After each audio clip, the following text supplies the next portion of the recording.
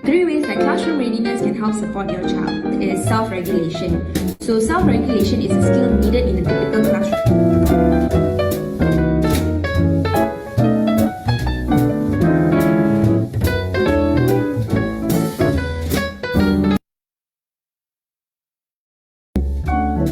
We use this program to help children with dyslexia. Then, of course, from there's always a dual disorder. So a lot of kids with ADHD, autism, that also have reading issue. So usually kita guna grading lah. Macam contohnya, dia boleh in one line, zigzag, and then kena tengok height sebab stepping stone dan.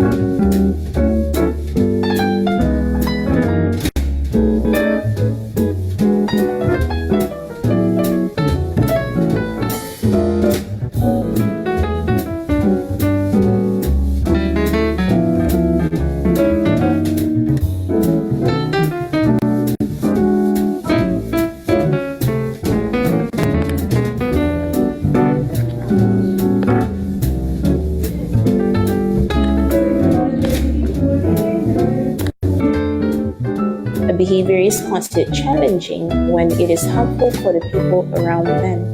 This includes physical aggression as well as probably destruction.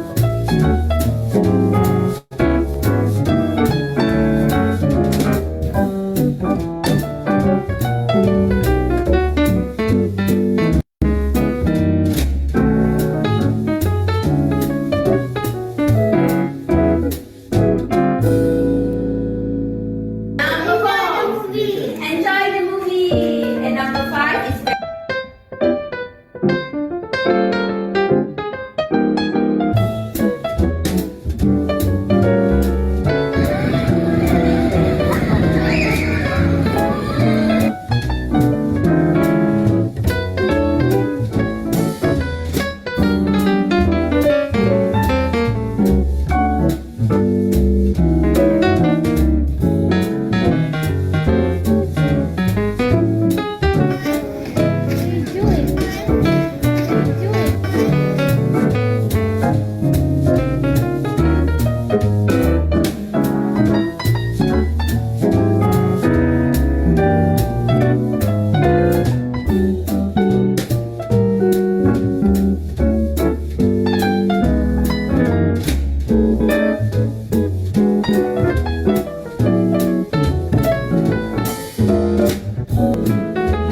classroom readiness can help support your child is self-regulation. So self-regulation is a skill needed in a typical classroom.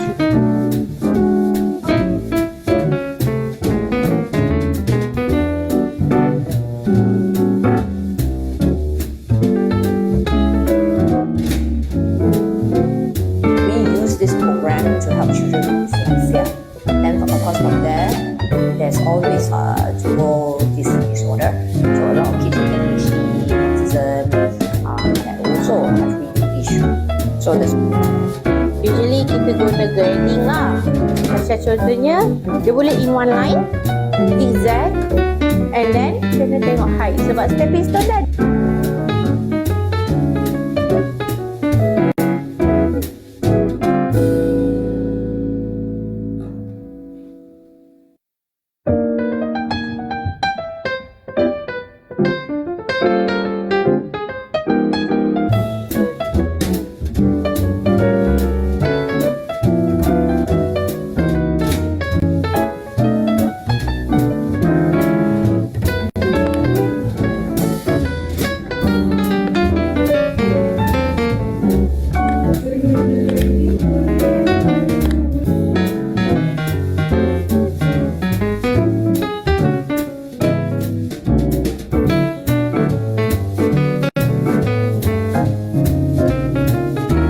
Behavior is considered challenging when it is harmful for the people around them. This includes physical aggression,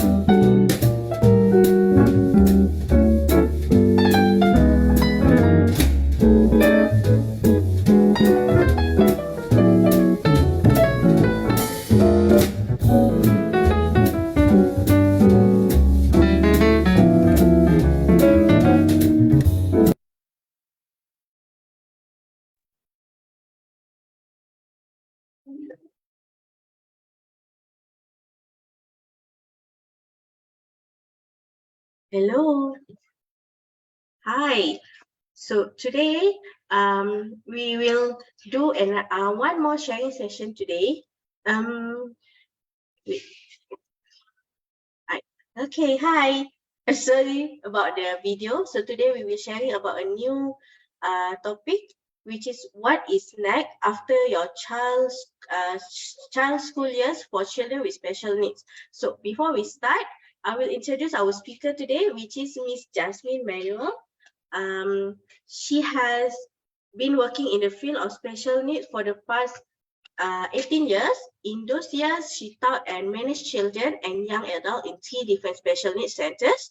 Besides that, Miss Jasmine worked personally with parents and teachers to provide support and in-house training in the following areas.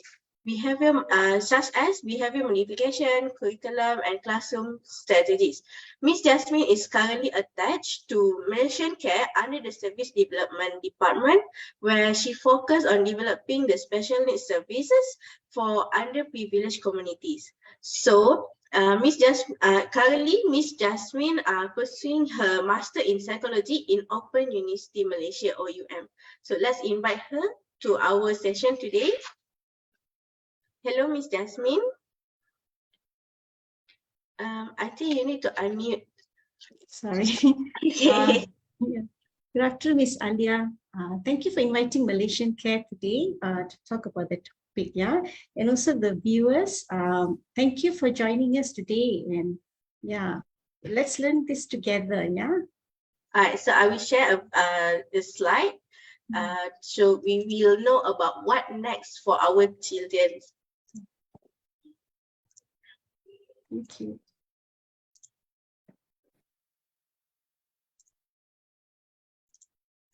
Okay. So this is the topic about today. Okay, yeah, what's next after school years? Yeah, I think if you can look at this picture here, you see that there are roads which is straight, and at the end you don't know where you're heading. There's some roads which is winding, and there's U-turn, and some more there's a split.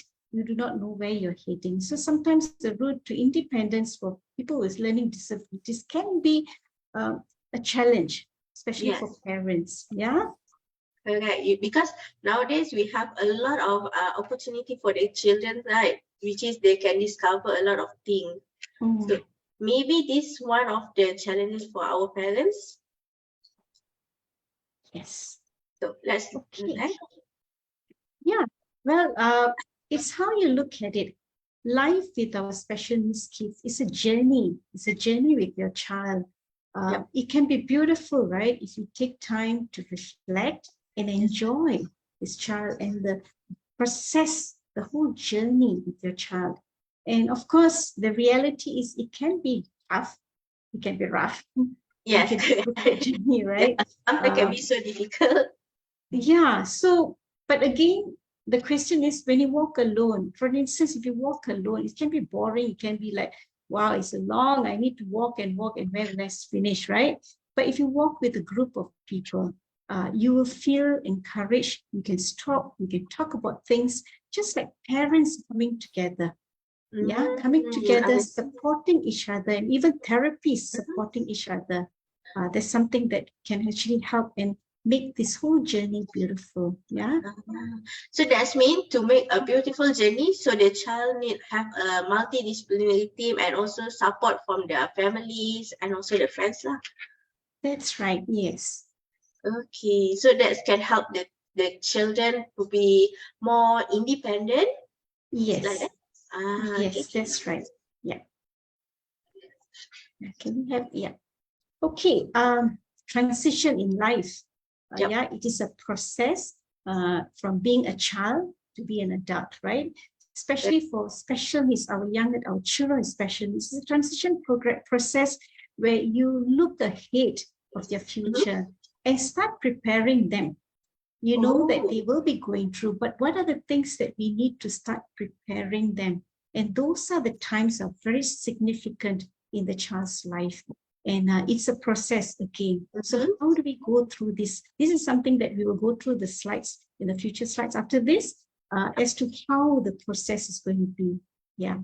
So every life do we have transition, so that means they have a lot of beautiful journey for them lah. Is it Yes, correct? that's Yep. right. And learning in between all the skills in the process itself. It's a learning process as well. It's a learning process, correct. Yes. Okay, so we go to the life transition development. Yes, transition is a development and it's a lifelong experience.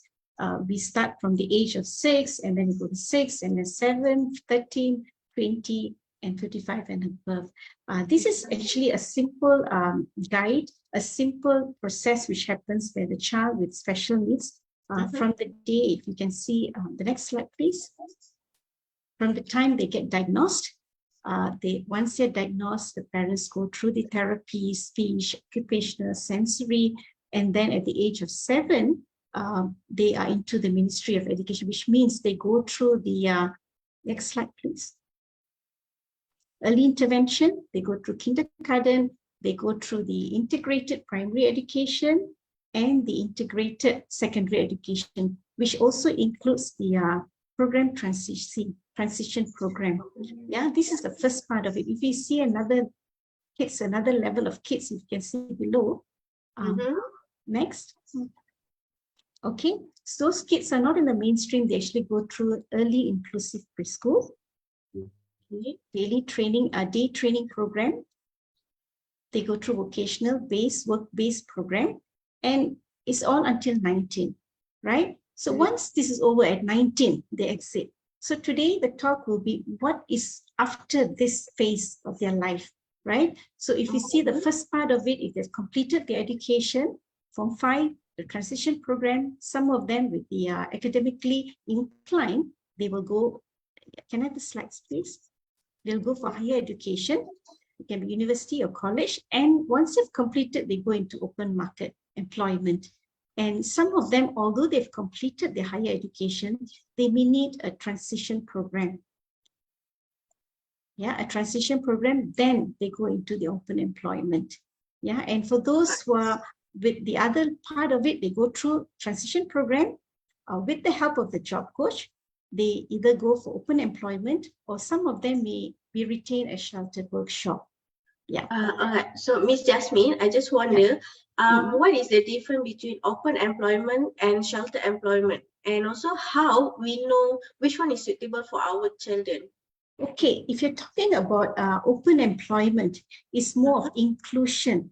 So whereby our young adults are included working together with those who are not with special needs. It can be corporate, yeah, it can be any companies, it can be a food chain, it can be even a government office, yeah, where they work together with people without the disability. Whereas sheltered workshop is where the young adults will need more of their close supervision. And basically what they do is, like certain centers, they provide this, where they have projects that they are sheltered. They work in that shelter home, the sheltered center. They have few projects, like they even have laundry, like Percop, they have laundry, they have bakery classes, and so forth, like even organic farm, they even have organic farm, if there's a project, right? And then with that skill as well, they also learn like living skills, self-help skills, social, emotional regulations. These are the skills they also learn through this sheltered workshop. Yeah. So that's mean for open employment is more like inclusive, like example KFC or certain area yang ada inclusive activity, inclusive working lah. And for the sheltered workshop is more focused on special needs children. So especially young adults. Young adults, they are just in their group lah. Is it like where they need close supervision? That means there has to be somebody to closely supervise them whatever task which is given. Of course, with being there in work-based, what they do, we have lots of jigs where they have like task analysis, how they go about doing work, and of course, a close supervision.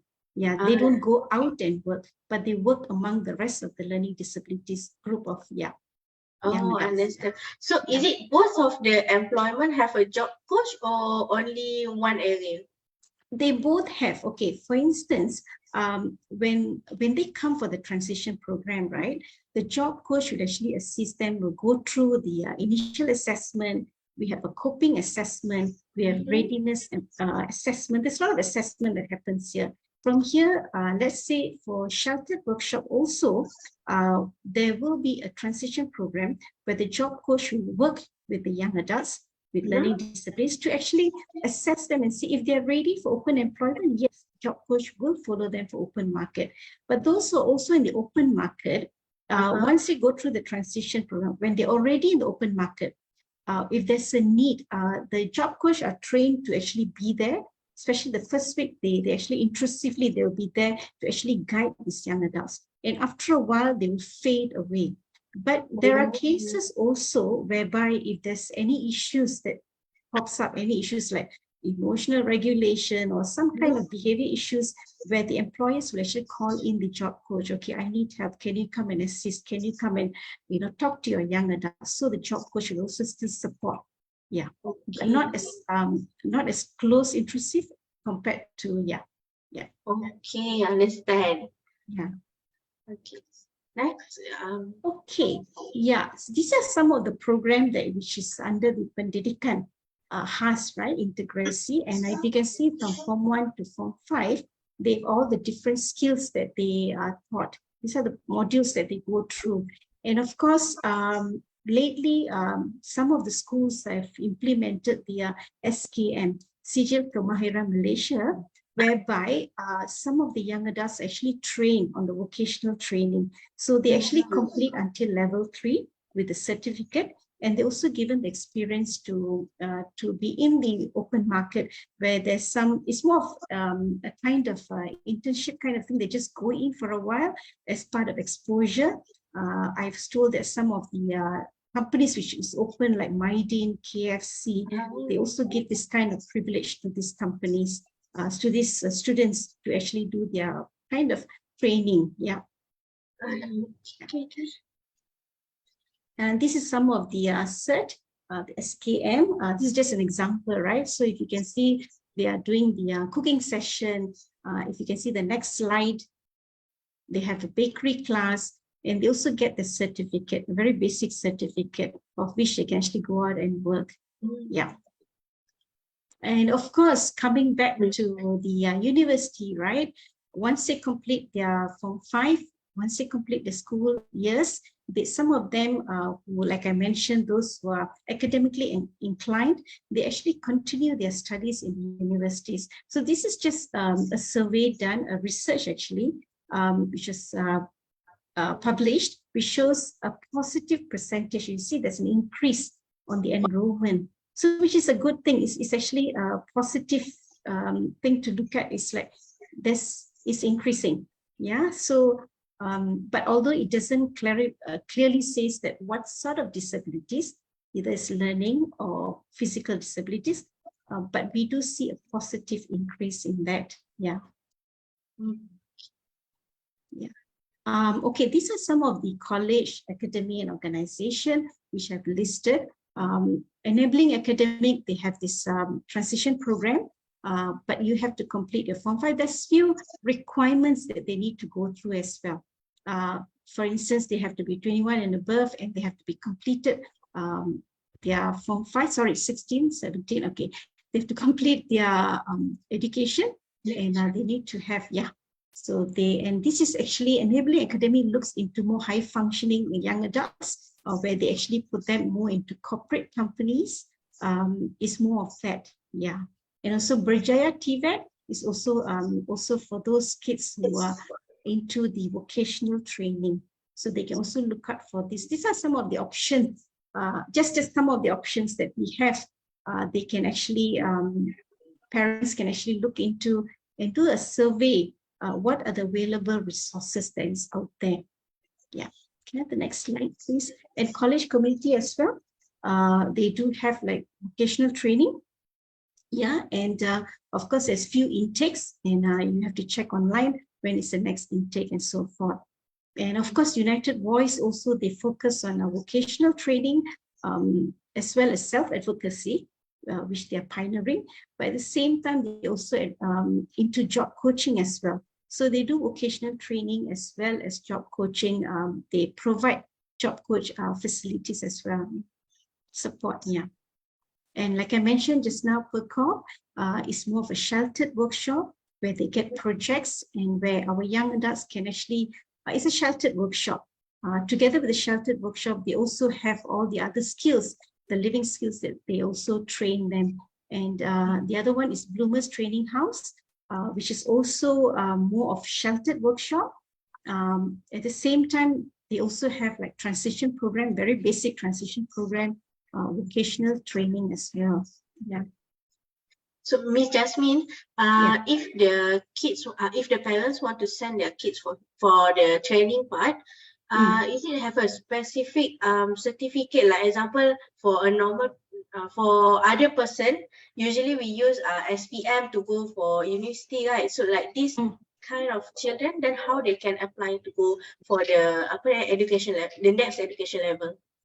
Like I said just now, Gamuda, enabling academic, their requirement is you have to complete your Form 5. You have to have your cert. Yeah. So, and also for the other one, can you go back to the other slide, please? The previous slide. Even college community, you have to complete.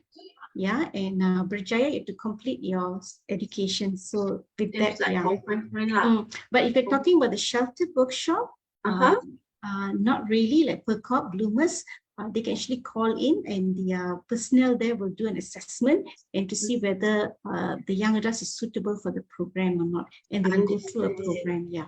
There's no requirement here, yeah. Yeah. Sorry, just to add on a bit, this one, like just now you're saying the education, the tertiary education for enabling and stuff, that is like basically a SPM requirement and SPM and all. But what if they're private students? So means they actually don't go to government school. They can always, I think they do accept it. I'm not too sure. But from their website, what they've mentioned is they need a complete of SPM, complete. But again, you can always get in touch with them. Honestly, I'm not too sure, but yeah. Thank you. Yeah. Okay, so of course, Malaysian Care, like I mentioned also, what we do here is we do receive referrals, we do receive calls, and when the young adults, they come with their parents, we will do the initial assessment, and of course, we will do the coping assessment, and then from there, we will see if there's any skills that we need to train. Our job coach, normally our job coach who are trained and also have attended the certified job coaches that we have in Malaysian Care, what they do, they go through the assessment, and if they feel there's a need for the young adult to go through the transition program, then we will actually suggest and we'll provide the transition program. And then once it's done, we'll see the job readiness, if they're ready, and then they'll go through the job placement. Of course, before that is job matching, which kind of job the young adults is keen on. From the training, from the transition program, the job coach will be able to identify where they fit in. And of course, then they will find a job matching with the companies that will be suitable for these young adults to work. And then on, they will continue with the job coach support. Yeah. Okay, one more question, Miss Jasmine. After they go to the college and or like academic things, so when we will know we need to start for our children for a working experience, like example, they want to go for they already finished, like example, they already finished for Form 5. So when is the suitable time for their parents to bring their child to go for working or to for the vocational training? Okay, vocational training, it for me, through my past experience, it all starts from young. You don't wait when they have finished their studies, then you start training them, right? So the very basic skills has to be taught right from young. So so it all starts from young, as simple as making their own bed. Yeah, because Yes. some of the parents maybe like, oh, they just are still young, need to wait for a while, like maybe they still can support them. Like, so that's why I just wonder at any kind of specific age lah, macam tu. If you ask me, it all starts right from the beginning. When the child is diagnosed, you start with self-help skills, you start with living skills, you start with basic pre-vocational skills. When they're 11, 12, you should start teaching them all the basic vocational skills. So it goes along while they are in the school system, they also are trained in all these vocational skills. Yeah. Understand. Yeah. Okay, thank you. Welcome. Okay, this is our directory. Previously, I just showed some of the centers, right? Some of the centers which is registered. In our directory here, there are also other centers which are registered and which they have given us the details. Is all here. So you can actually go through our website. This is our website. And also, maybe the next slide, please. Okay.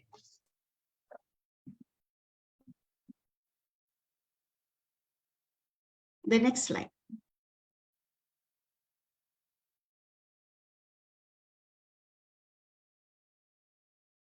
Okay, so we also have hard copy of our service directory for people with disabilities in Malaysia, and it's at 28 ringgit. So for parents, if you feel that if you need to know, I would strongly suggest that go through the book and see what are the available, even as young as the child is young, go through what are the services which is available.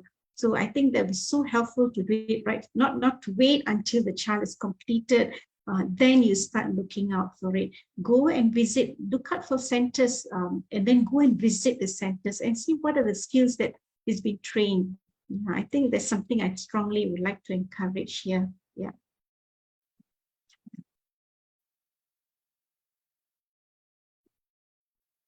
Okay, now we spoke about our young adults going to the university, completing their studies and so forth, right? So studies have also showed that there are many challenges that these young adults face, right? So we get them to go to university, they complete their studies, and there's few pointers here. We see that some of these kids, they have to wait so long to find a job, right? And an average of 14 months to even secure a job. This is reality, right? And some of them also, it's found that in terms of time management, they're not able to be on time, punctuality, organizational skills, they're not able to organize well, and even communication. I remember lately, I actually met up with a young adult who has completed his education, and he was so frustrated just during one of the showcase which we attended. Malaysian Care was invited, and while talking to this young adult, he actually poured out his frustration. He said that I've completed, and people don't understand me. I'm always like misinterpreted. So again, the communication things comes in, right? The communication skill. So this is something that, like I've emphasized earlier, it all starts right from the beginning. So imagine you have the qualification, but in terms of all the other skills, there's challenges for you. That can be very difficult for the young adult, right? To actually to complete and find a job which is suitable for them. And also, if you're talking about social and behavior factors at work, in our experience here, our job coach, talking to a job coach, I always hear that, some of our young adults, they have, sometimes when the boss tells them, hey, you should be doing this like this, you should be doing this like that, they get so upset because in terms of social interaction, communication, they feel that, this is something, why is my boss scolding me? Am I not doing my work properly? That kind of a thing. So a lot of issues, even tardiness, coming in late. Where does all this start, right? Something that it needs to be taught right from the beginning, which I strongly feel. Yeah. So these are some of these factors that the challenges that we face. Yeah. So if a child has issue like rigidity of routine, then how the job coach can help for the kids to manage for him or her to perform the work work job. Wow. This is, we know, right? Young adults with autism, Yeah. being rigid is something that is part of their characteristics, right? So it all starts from young. Okay, let me go back to the age of, I remember having a young adult at the age of 16. There was this one day we had swimming class and it was raining. So imagine he comes in with his trunk happily coming in and he wants to go for his swimming. And there the teacher says, okay, there's no swimming today, right? So to actually to solve that issue, really, what the teacher did was she actually changed the schedule. So he can't read.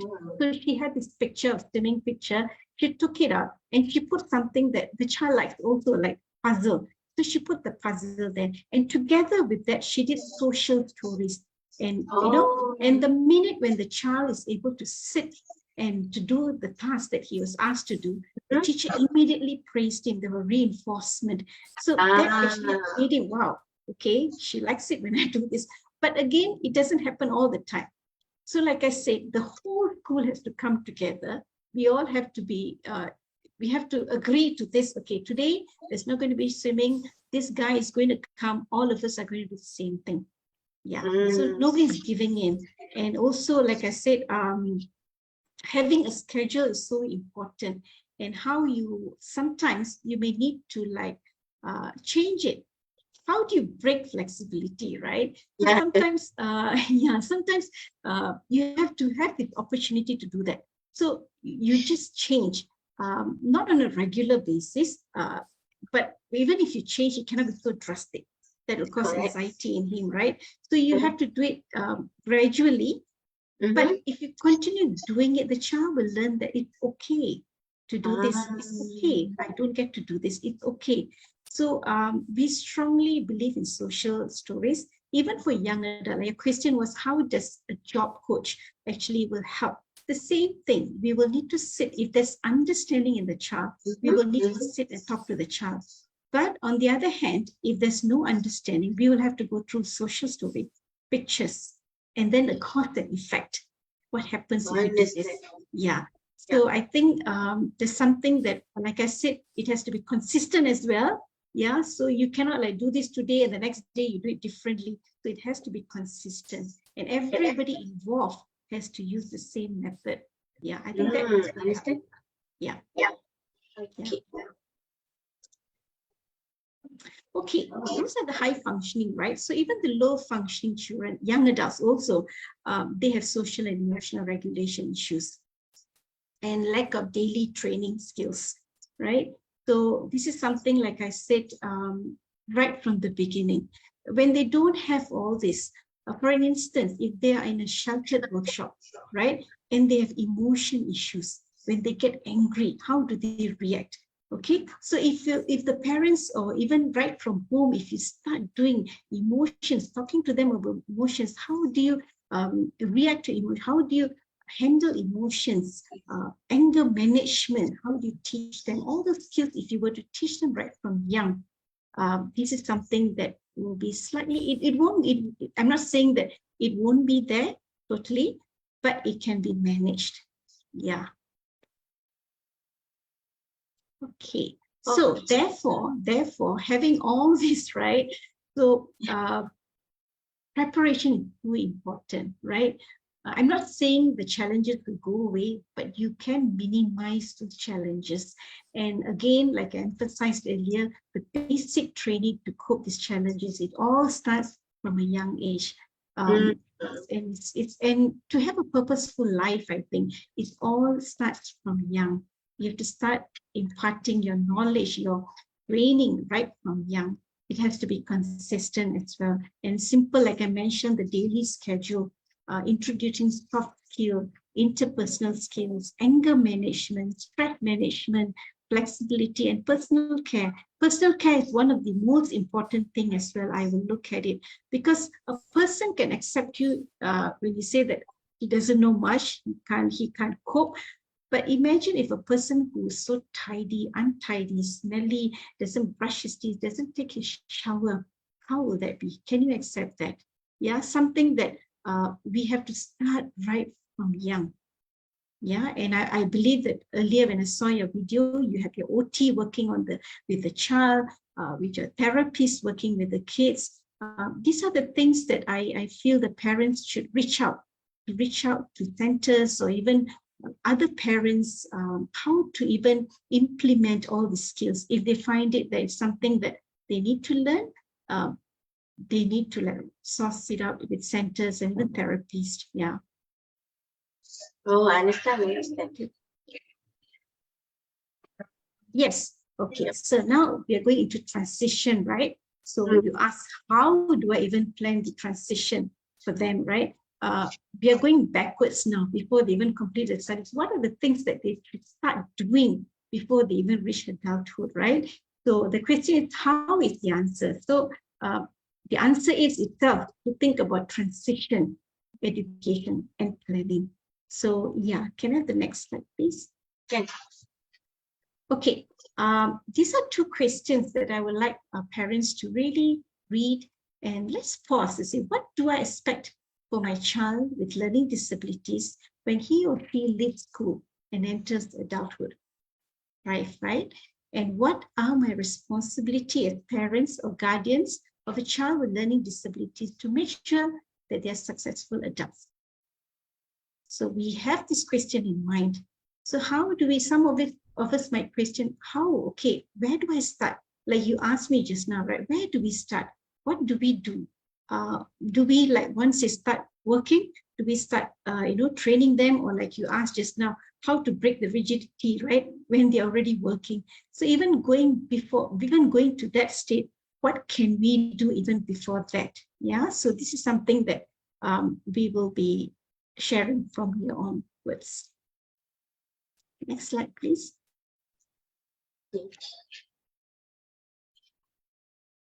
Okay, well, you can start developing a vision of the future. For example, what will your child be doing as an adult? It may not be ideal, something that, you can imagine your child, okay, what can I do? But I think it is advisable to do that, because at least you have a focus where you want to do, how you want to go about doing it. You must have a goal that what you want to achieve for your child. So over here, we'll just go through it. Like I said, this may not be the ideal way of doing it, because I always believe parents are best teachers, right? Yeah, so, but we will just go through this to get some idea how to start planning a transition plan. Yeah, can I have the next slide, please? Okay, so how do we do it? So these are some of the practical things that you can do here. First and foremost, you need to develop a list of likes and dislikes, choices, preference, interests early as a child gets older. Yeah, so having these choices and likes and preference actually gives for you to know your child better. Where will they, even what vocation they will be doing later. Some of these kids, they just love washing dishes. So it's something that you will really want to look at and see and some of them may love painting.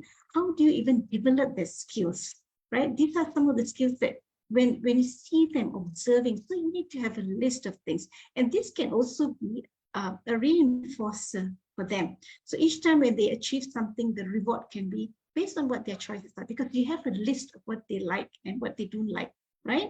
And also develop a list of your child's strength. I think this is something very, very important, rather than focusing on what they cannot do, but then really focusing on what is their strength. Yeah, so I remember there's this one young adult, now he's really grown up.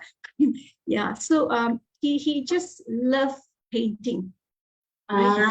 He loved painting, but the mother was very I would say she's very gung-ho. She wants to say the child can, he loves painting, so she did all her homework. Yeah, this is another thing of a parent that she pushed all the way through. But then later realizing that painting is not all the time. He can't be sitting and doing painting all the time, right? So she created a vocation for him. And she had this plan, okay, he will be a helper in my house. Yeah, so he's going to help out with all the house chores and all that. But now we hear that, yeah, he enjoys doing it. So how many of us love washing? Something that we don't, right? So this child feels so purposeful. He does his painting, his chores, but at the same time, there are days that he sits and he does his painting. So it's together. And she has got him to paint and got him, even that some of his art has been sold like 100,000, right? So again, looking into the strength. When you do that, you actually building confidence of the child, what the child can do further. And of course, developing a sense of history, identity of your child, using a biographic portfolio. Talk about it. When you have this, you have a sense of who your child is. You get to know your child better. Who are his friends? What is his social skills? How does he connect with people? And what are his strengths and weaknesses? What are the areas that you can start working on? So this is something that you can start building. Again, is getting to know your child in detail. Yeah. Next, please. Understand. So that's mean we try to help them to list out all the dislike and likes, what they like, what they prefers to do, so that we can help them to, we can support them to develop their skills. Is it correct? Yeah, that's right. So when you know roughly what are their likes and how to know their strength, and then you can actually help them to develop further.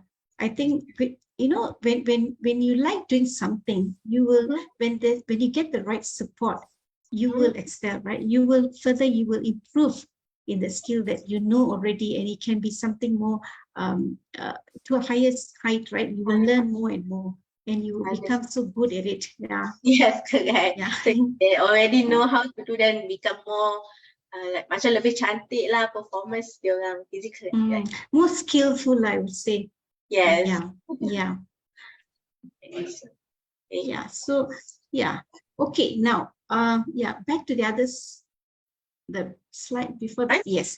So once you have that, you can actually develop a vision statement that describes your child as an adult by the time they reach 25. This is just an example, right? So it's not something that you're going to impose it with a child. This is just an example. By having all the data, you know who your child is, you know what their interest is. You can somehow come up with something like this. But like I said, this may not be something we should fix. So you have to be flexible for that time frame. Okay, this is what he's be doing. Okay, where he will be working. So when you have this and you see, along with that, you see the skills comes in, right? You'll be able to use the LRT from work, right? Yes. So again, when you have this whole thing really written out, or even have it, imagine, okay, this is how it's going to be, you will have an idea how to even go about what are the skills that you should start training your child. So it gives you a rough idea how to go about doing it. Yeah. Next slide, please. The one before. Okay, when you talk about transition skills, right? Maybe you can have a look at the list here. There's so many lists, right? Maybe you can ask yourself. Yeah. So, but some of it, all of it are practical, right? This is something that we need to use as we grow up as our young. Same thing goes for young adults. These are the skills that they need to know. So how are we going to go about doing it? So sometimes it can be overwhelming. Which one I should start? Don't be too ambitious.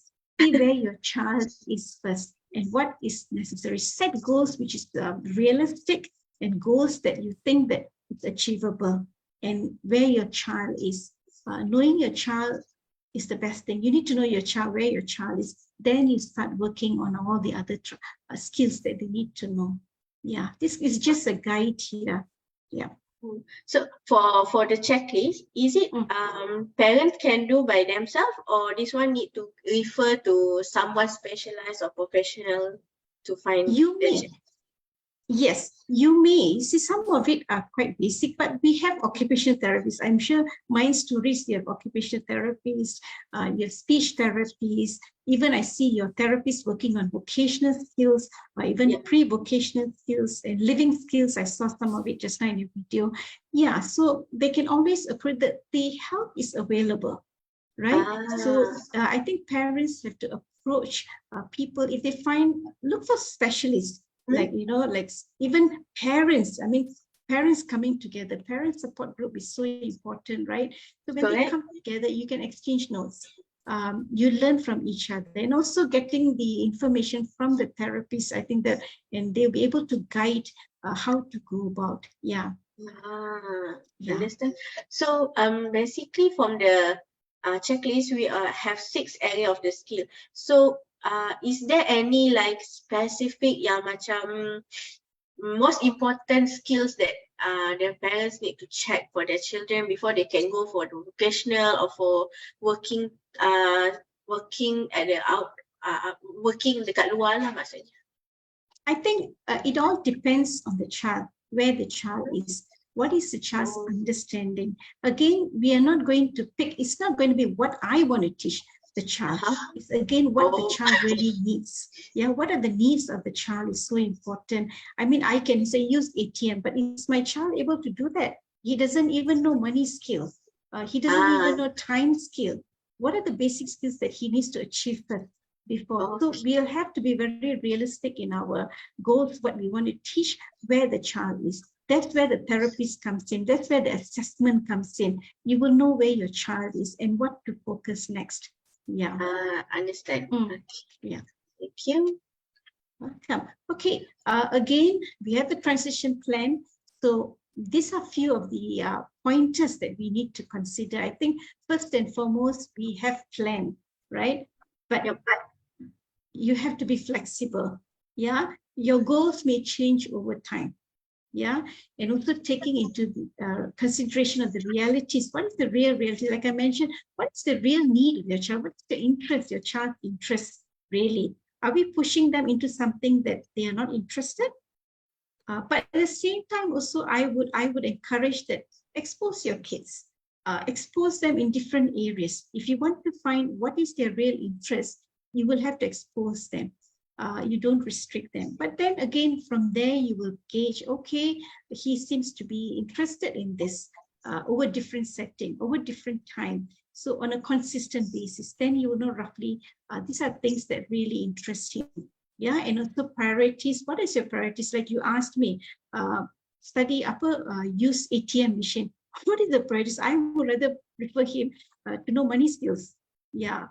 And what are the real skills, even vocational skills? He needs to even know how to wear his shirt. He needs to know when to change his clothes when he's dirty. He needs to know how to make his bed.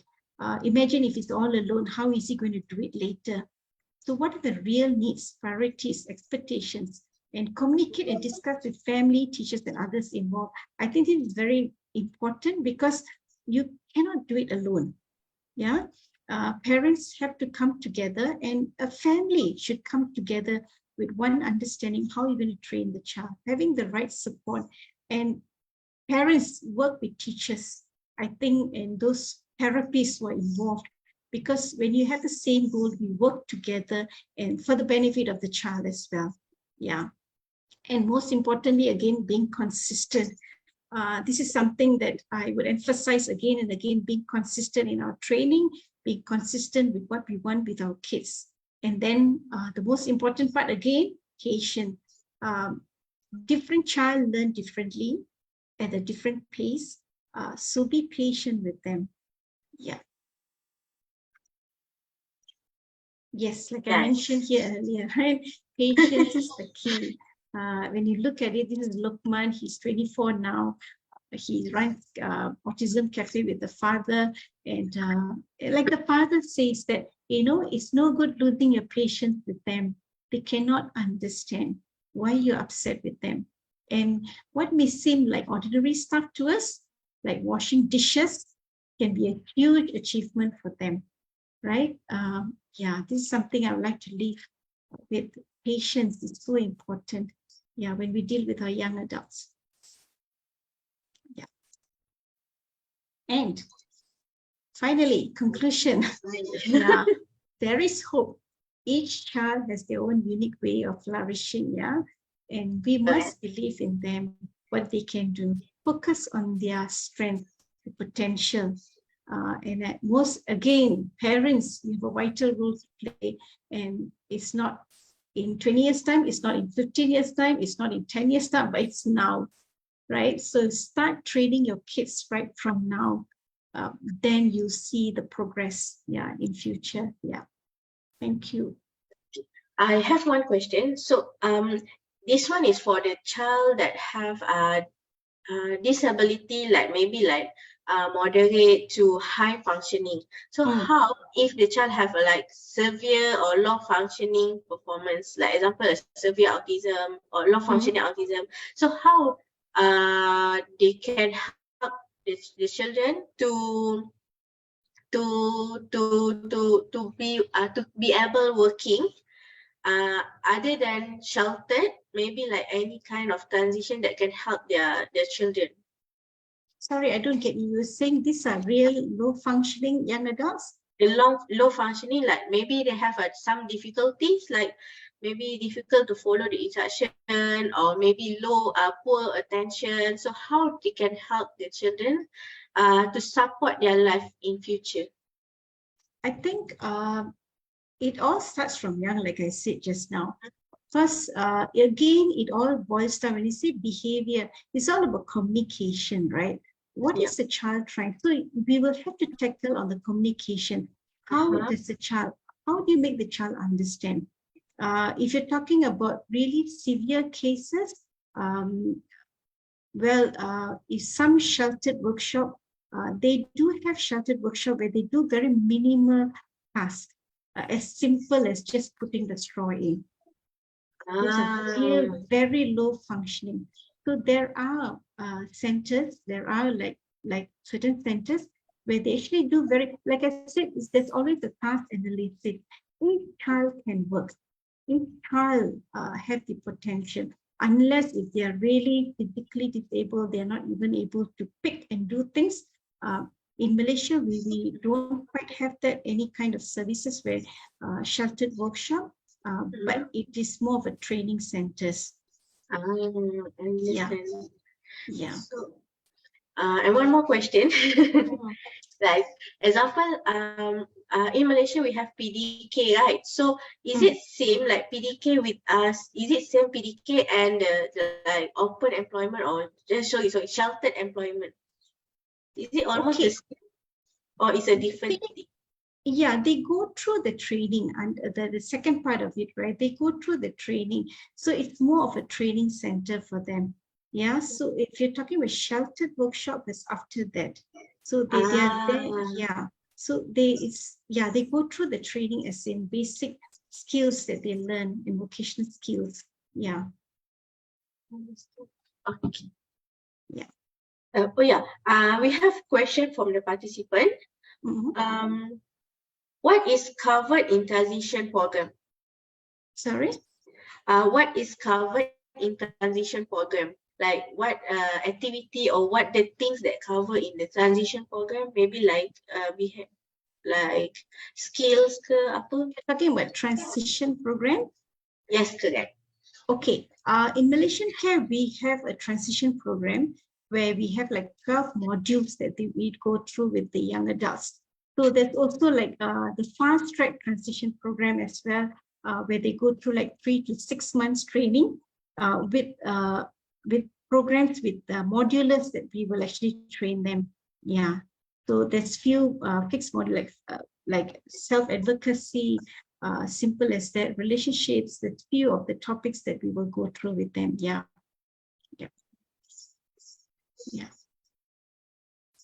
And of course, for the low functioning, also we have like skill work, like vocational training, simple as cooking skills.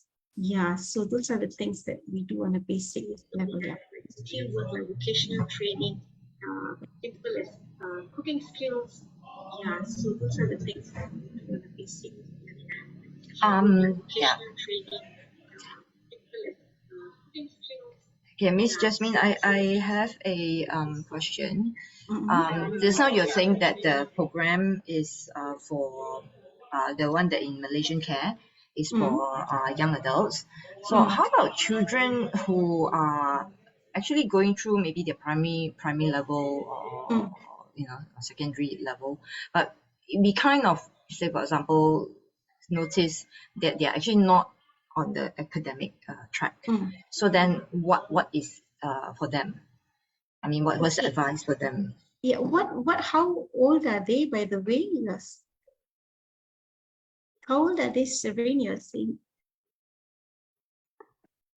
How old are they? Sorry, I didn't get Say primary school, Seven. or early secondary school. Yeah, okay. We do have like some parents who come in for assessment. We actually do a developmental assessment if they're below 7, but there's also like supplementary classes which is available. Like some of the centers, they have like Emmanuel Care Center, they have like supplementary classes where these kids, they go to school and they actually go to the center to learn the other skills, simple as vocational skills, they learn functional academic. Yeah, so there are centers that they go to school at the same time they actually attend the centers. Yeah. Yeah. We have another question from participant. Is Malaysian Care program open to all? We look for those who are underprivileged, the B40. Yeah, so we are more into that. But do call us and we will screen through and see how we can help out. And if there's anything that we can do, we normally will refer. And yeah, we will do that. Yeah. Yeah, do get in touch with us, and we are more than happy to help out and to refer. Yeah, yeah, if there's a need. Yeah.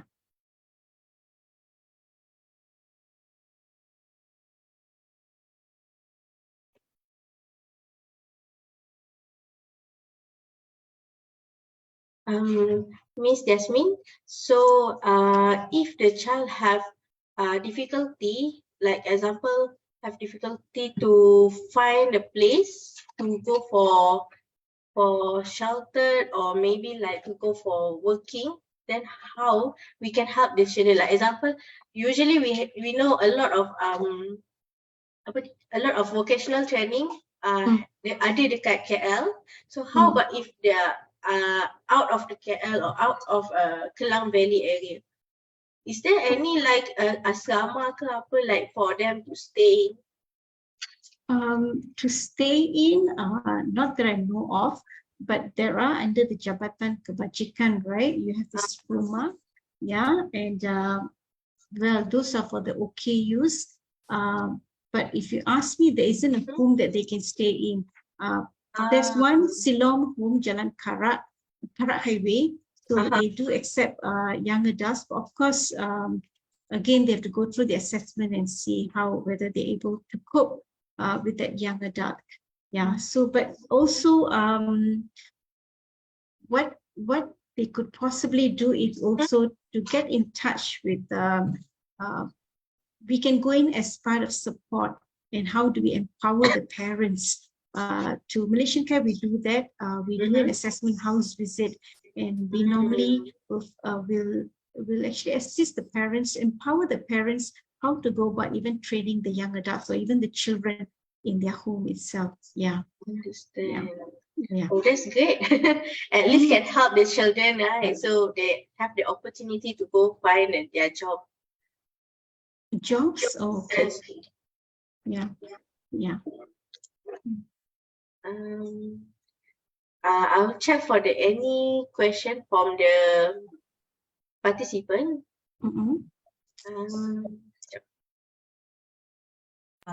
Yes, we have a participant who suggested also Cheshire Home and PPOC. Yeah, Cheshire Home, yes. That's in Selayang, yes. Yeah. They do have that. Yeah, they do have a good program in Cheshire Home, so they can stay in. Yeah, I think the very minimal fee is yeah. All right. Yeah. I think for now there's no more question from the participants. So maybe do you have any other thing that you want to conclude from the sharing today? Yeah, I think one of the most important thing, I think, parents are the best teachers. You know your kids in and out. They're with you 24/7. Again, look through their potential, their strength, not so much of what they cannot do, but looking into what they can do. And we are quite privileged to have lots of resources around us, right? So parents have to be resourceful to actually, it's just a click of a button, right? Internet, you get so much of information. And one of the things that I would suggest is start sourcing out. Don't wait until the child completes their studies. What's next? Look out for centers, visit centers, go with parents, visit centers and see what is really out there for their kids. I've come across many parents who say that, oh, I'll wait, let him finish. When it comes, I will think about it. So when it comes that time, they don't know what to do next. And the school will not extend, like some centers only up to 16, right? So what's next after that? So start planning what you really want for your child and be resourceful. And there's help out there. So you just have to reach out. Yeah. There's hope. There's really hope. That's right. Yeah, just last one. So in my understanding that Malaysian Care has the directory, for all this, because when you say, parents start searching now, so basically you can go through Malaysian Care directory. Yes, that's right. Yeah. Thank you. Those are the ones which we have, but there are still also other centers that they can. Thank you. Yes, thank you, because it's so meaningful, and also a lot of information that we get from you. It's very nice to understand about the transition, because nowadays parents sometimes just after because nowadays parents, like, after their child reach at 16 years old or 17 years old, then they do not know what are the next steps. So this is the crucial thing, because we want them to be survive in future. If one day their parents does not longer here, then how they can survive? Is it correct? Yeah. So this is how the way we can help the children lah. Yeah. Anything you want to add for Miss Serene? No, thank you very much. Thank you, Miss Jasmine. Thank you, Ms. Serene. Thank you for inviting us again, Malaysian Care, to share. Yeah, and we look forward for more collaboration for our communities. Thank you. Look because forward it's very helpful. Thank you. Thank you everyone. Thank you the participants for joining us. We hope that this has been a really enlightening session for you as well. And from here on, you can either write to us if you have more inquiries, or go and go into a Malaysian Care website as well. So with that, we thank you so much. Thank you, Ms. Jasmine. Thank you, Ms. Shereen. Ms. Alia. Thank you, participants, Jasmine, for your and thank you, time. Serene. Bye. Thank you. Have a nice day. You too. Bye.